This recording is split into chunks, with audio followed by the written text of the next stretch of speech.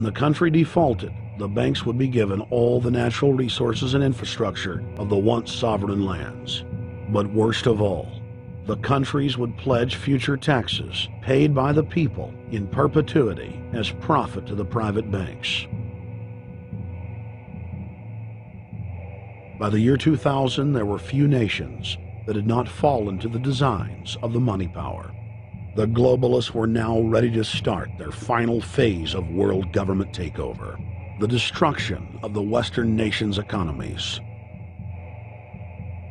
To carry out their final takeover, they first removed banking regulations like the Glass-Steagall Act in the late 1990s. This allowed their front companies to issue unlimited credit to the world and to set up colossal Ponzi schemes, the likes of which the world had never seen. The scams were advertised by the controlled corporate media as completely legitimate. Because of the fantastic returns, private investors, corporations, state and local governments invested heavily. They had taken the bait, hook, line, and sinker. To destroy confidence, in late 2007, the bankers themselves began to badmouth the scams they had created. Next, the central bankers cut off the tsunami of fiat money that they had been using to pump up the bubble. When Congress and the public refused to write the finance oligarchs a blank check, the bankers began to engage in financial terrorism. They said that the world would go into another Great Depression unless their demands were met, further destroying confidence. The stock market instantly had its biggest one-day loss in history, but even that wasn't enough to force Congress to capitulate to the offshore banks. Senator Inhofe of Oklahoma and Congressman Brad Sherman of California, amongst others, told the world that the entire Congress had been threatened with martial law by the White House and the Treasury Department if they didn't pass the so-called banker bailout bill.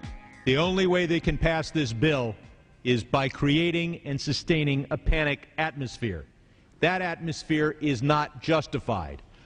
Many of us were told in private conversations that if we voted against this bill on Monday, that the sky would fall, the market would drop 2,000 or 3,000 points the first day, another couple thousand the second day, and a few members were even told that there would be martial law in America if we voted no. That's what I call fear-mongering. Unjustified. The final version of the bill was kept secret from the Congress until minutes before the vote on October 3, 2008. The Federal Reserve had promised total transparency, that every dime would be accounted for. To Democrats and Republicans who've opposed this plan, I say, step up to the plate. Let's do what's right for the country at this time, because the time to act is now. To prevent the possibility of a crisis turning into a catastrophe. After its passage, the public learned with horror that the bill was really a financial coup d'etat by Wall Street. The bill didn't just give $700 billion to the banks. It was a blank check.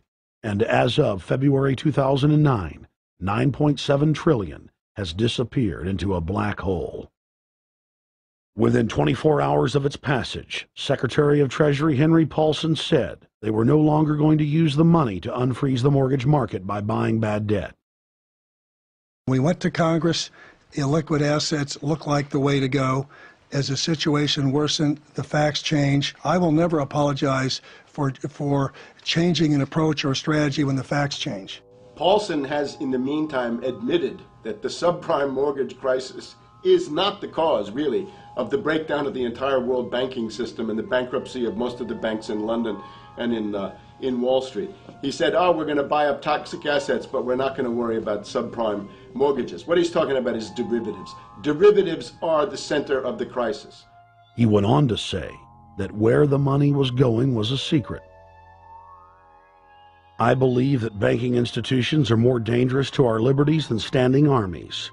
If the American people ever allow private banks to control the issuance of their currency, first by inflation, then by deflation, the banks and corporations that will grow up around the banks will deprive the people of all property until their children wake up homeless on the continent their fathers conquered.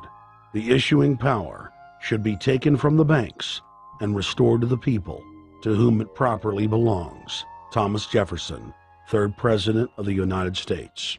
Secretary Paulson came in with the Vice President and Fed Chairman Bernanke and made all these assurances that there was absolutely a critical, immediate need to get rid of the corrosive derivative products, all the different names for this, ubiquitous, sub-S retraded credit default swap, blah, blah, blah, blah.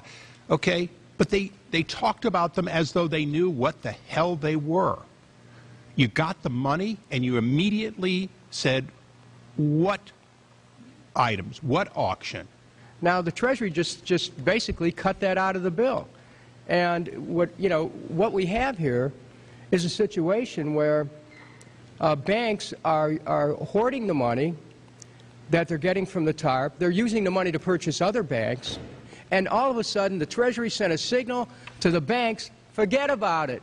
We're going to give you the money that you want, and you do what you want with it. Unless you direct it specifically, it's not going to happen. I don't think anyone questions, Mr. Kashkari, that you're working hard. Our question is who you're working for.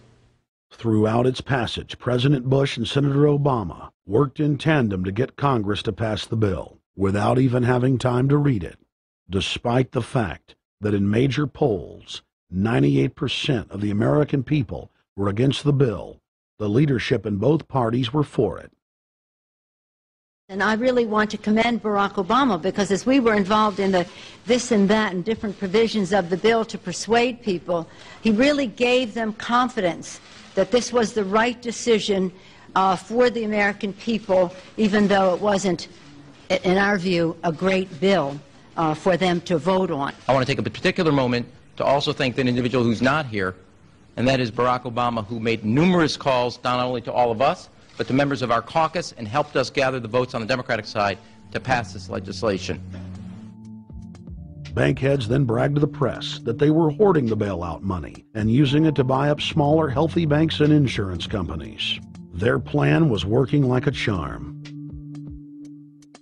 Next, the central bankers loaned the federal government back $787 billion of our own money at interest for President Obama's so-called stimulus package. And just like the banker bailout, Congress was given less than an hour to read the 1,070-page-plus stimulus bill. Barack Obama, who had pledged on the campaign trail to wait 5 days before a bill could be voted on so that the Congress and the people could have a chance to read it, said that the stimulus was too important and it had to be passed before anybody could see it or read it, or the crisis would turn into a catastrophe. Doing little or nothing at all will result in even greater deficits, even greater job loss, even greater loss of income, and even greater loss of confidence. Those are deficits that could turn a crisis into a catastrophe, and I refuse to let that happen. After its Friday passage, in gangster fashion, President Barack Obama took a 4-day vacation and said that there was no rush to sign it. The spending bill was really a takeover bill, designed to further federalize the states and to pay off rich donors that had donated to both parties. As the world slid deeper into depression, the bankers celebrated the fire sale that they had created. I believe the phrase burdens of the office is overstated. You know, it's kind of like, why me? Oh, the burdens, you know. Why did the financial collapse have to happen on my watch? It's just pathetic, isn't it? Self-pity.